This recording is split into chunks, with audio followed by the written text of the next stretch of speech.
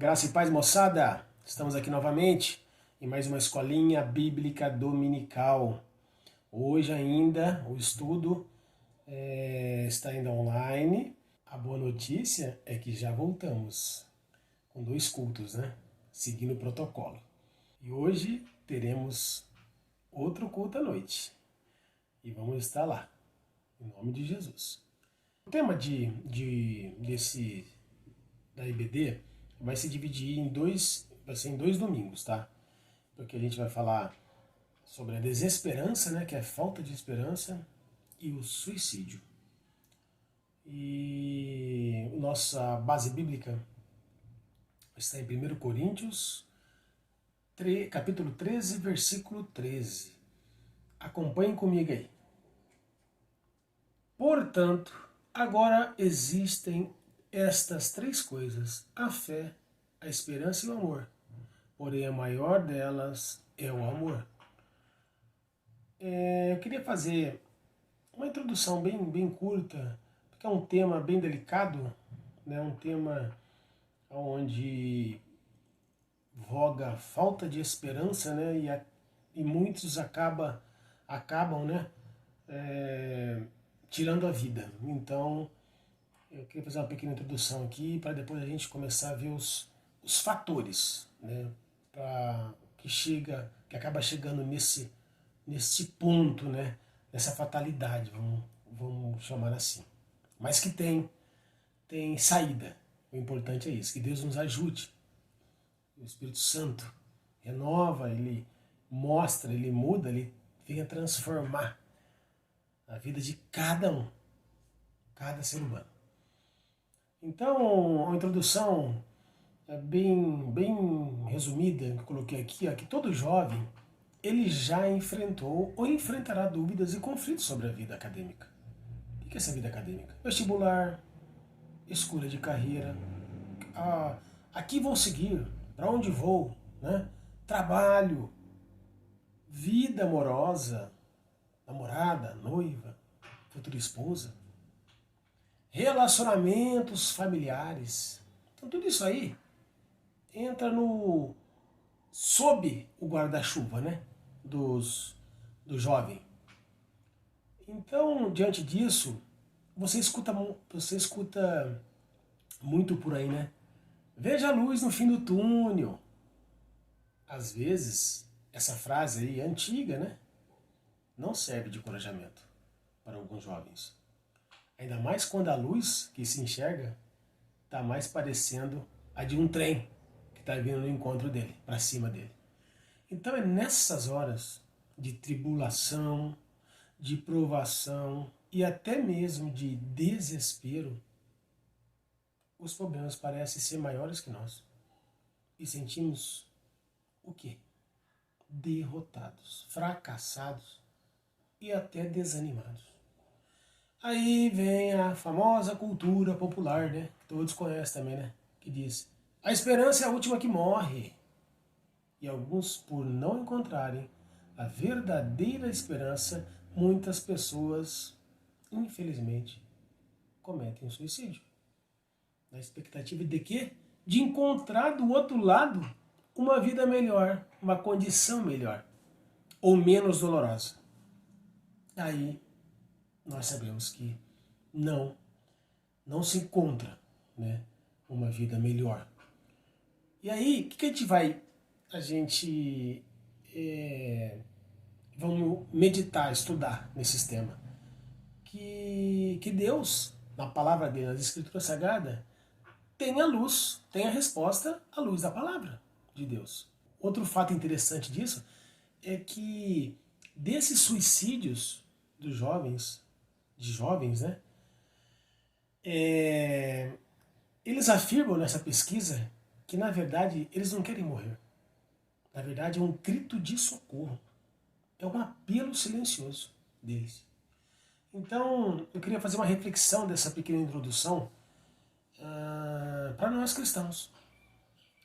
Que a dura realidade, ou melhor, essa dura realidade mostra a urgência de nossa responsabilidade como cristãos. E eu queria entrar nos fatores agora. Queria, primeiro ponto é causas do suicídio. Vamos ver algumas causas do suicídio? O que levam a pessoa a chegar às vias de fato? Primeiro, a falta de esperança. Para alguns jovens, acompanhem comigo, para alguns jovens que tentaram o suicídio, a falta de esperança é um sentimento que faz a pessoa sentir-se como uma pequena peça. Você imagina você sentindo uma pequena peça numa gigante engrenagem, na qual não consegue escapar. Então você é um grãozinho de areia no meio do deserto. Só que isso potencializou nesse jovem. Segundo alguns, a única saída é desistir da vida. Então, primeiro, falta de esperança. Segundo, a falta de contentamento. Nada tá bom. As pessoas mais infelizes deste mundo, prestem atenção, se dividem em dois grupos. Aqueles que querem tudo e não conseguem nada, e aqueles que querem tudo e conseguem tudo. Para muitos jovens, a vida é um grande vazio.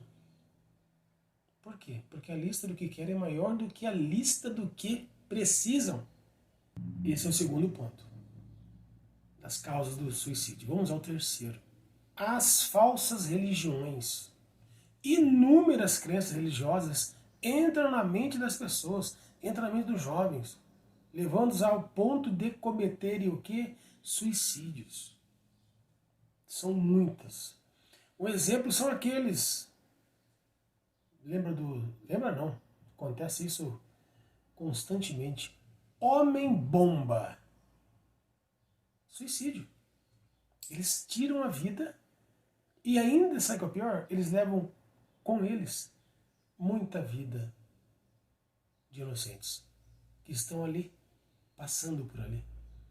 Então, entra na mente a religião, faz uma lavagem cerebral e ele, infelizmente, ele tira a vida e prejudica muitas vidas. Outro ponto, influência maligna.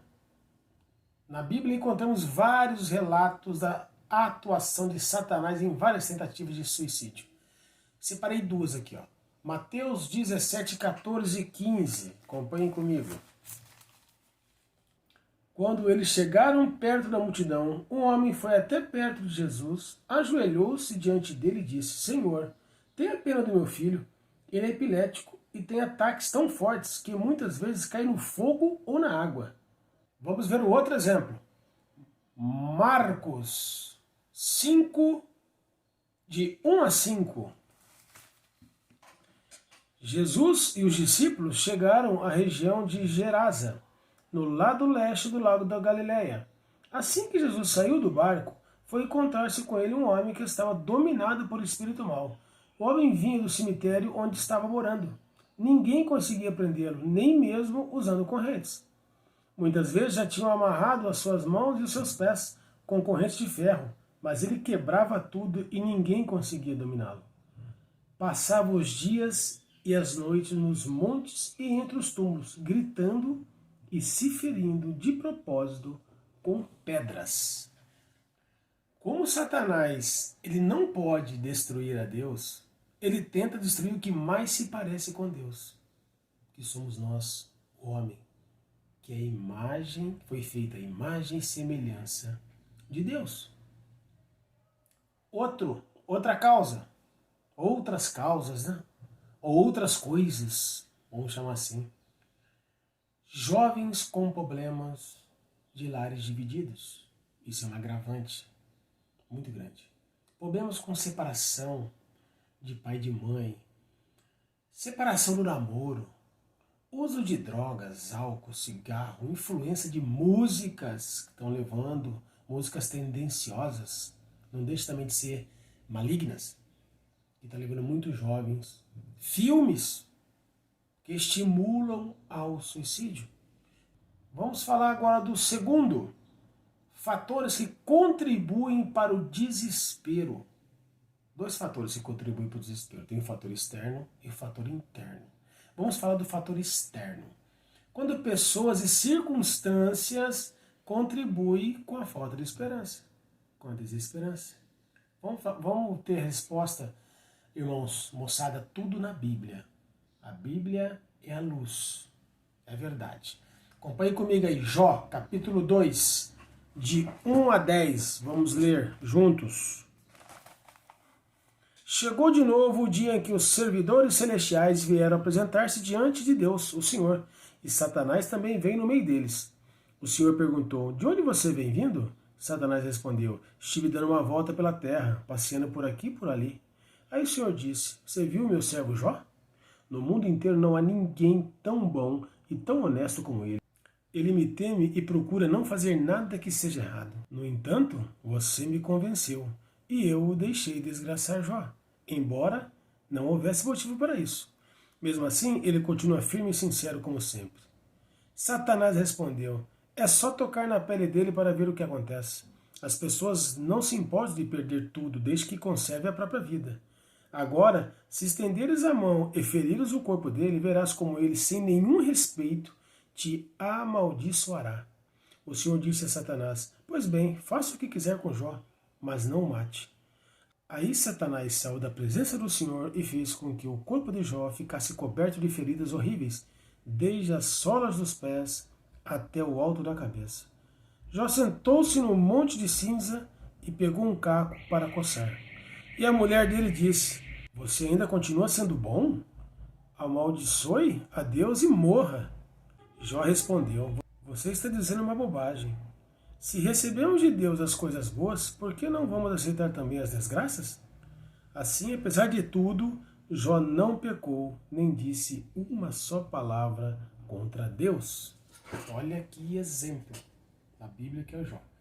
Então aqui, a esposa de Jó concluiu que ele estava sofrendo porque Deus era injusto e aconselhou a amaldiçoar a Deus.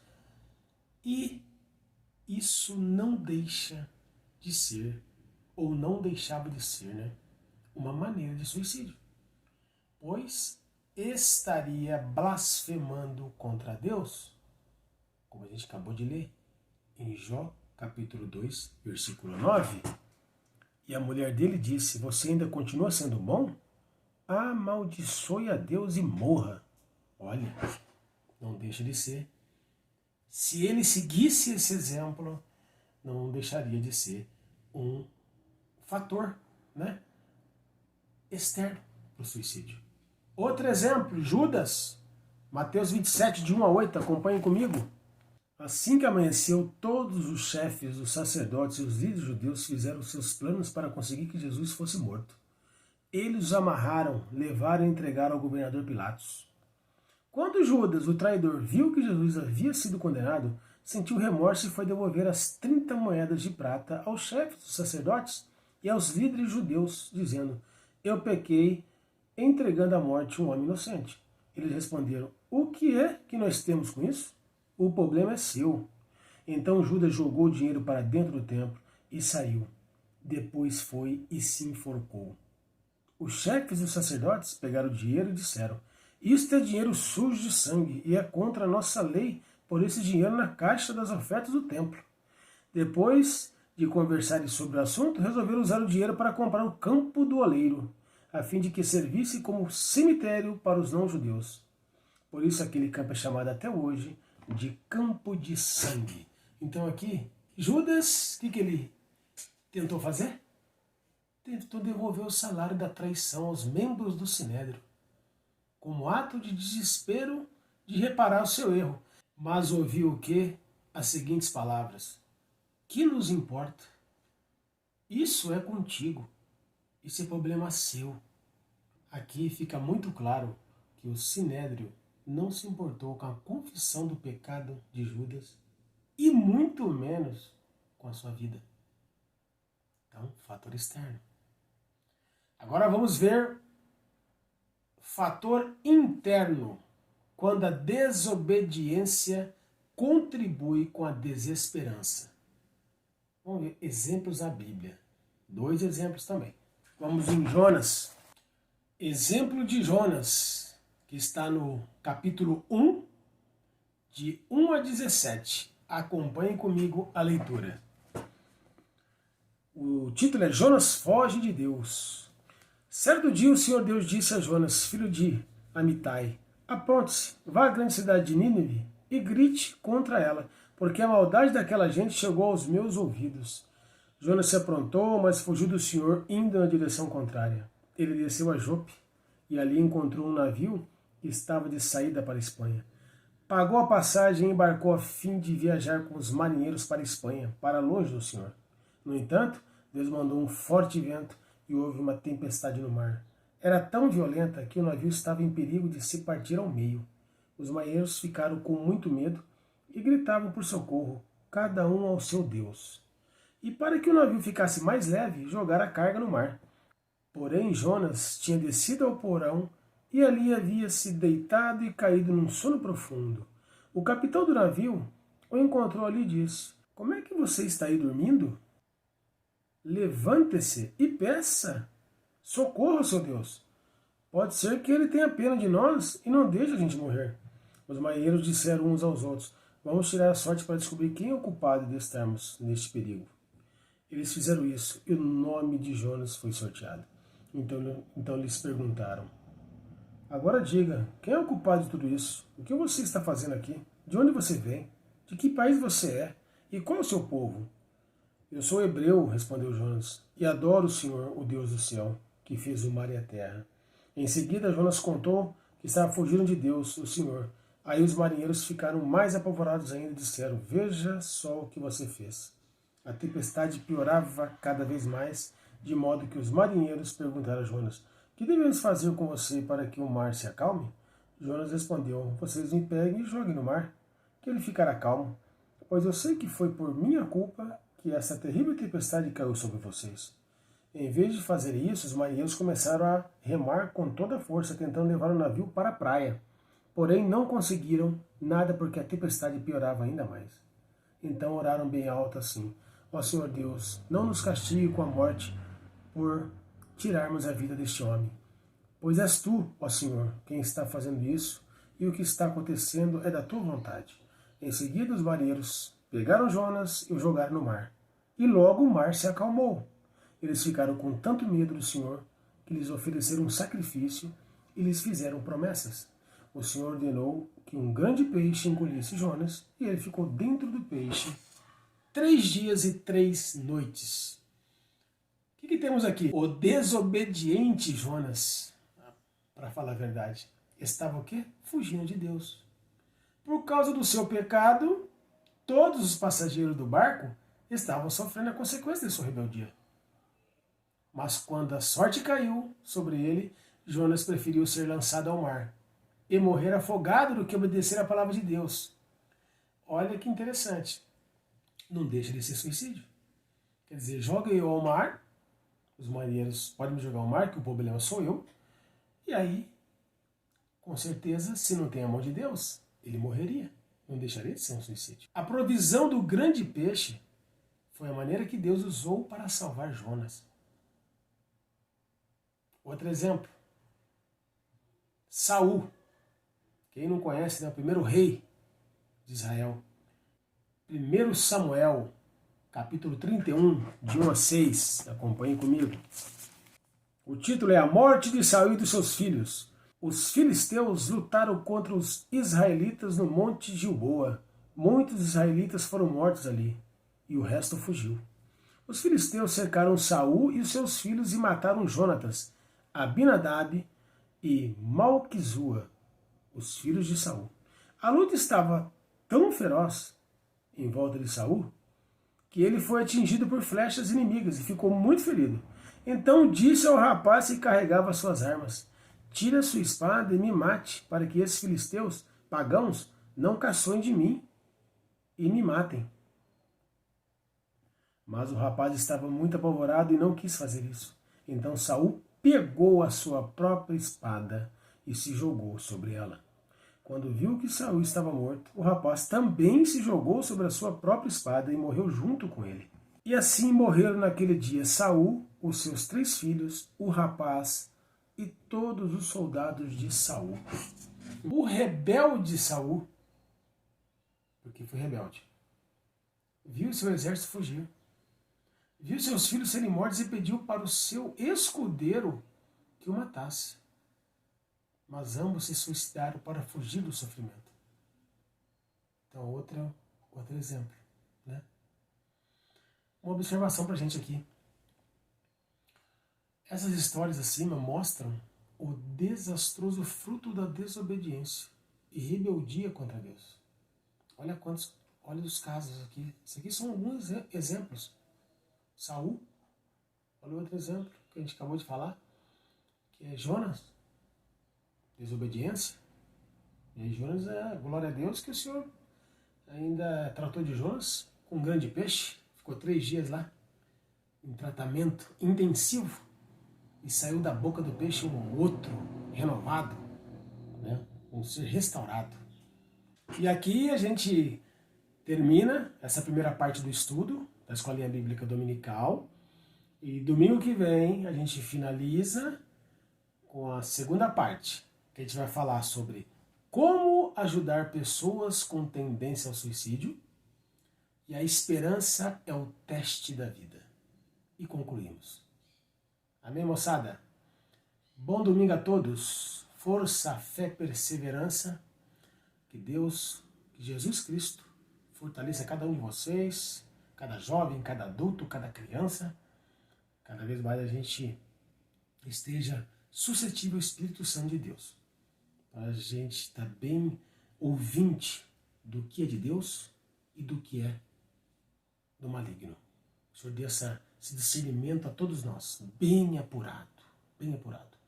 Mas para isso, precisamos estar buscando o Senhor, meditando e orando, para a gente ficar bem tete a tete com o Senhor. Para quando vier as vozes negativas, malignas, a gente está bem fortalecido com Cristo Jesus. Amém? Um abraço, voltaremos logo.